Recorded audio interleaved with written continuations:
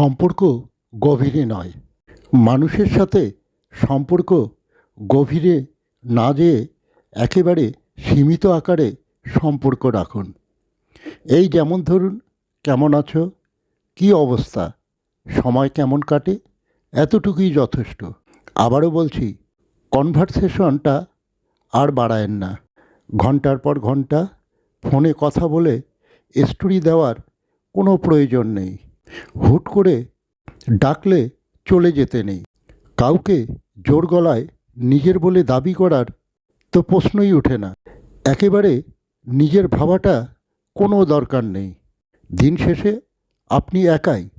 সম্পর্কগুলো তাদের সাথেই খারাপ হয়ে ওঠে যাদের সাথে সম্পর্কগুলো ভালো থাকে। সীমিত আকারে সম্পর্ক রাখাটা এই সময়ে জরুরি।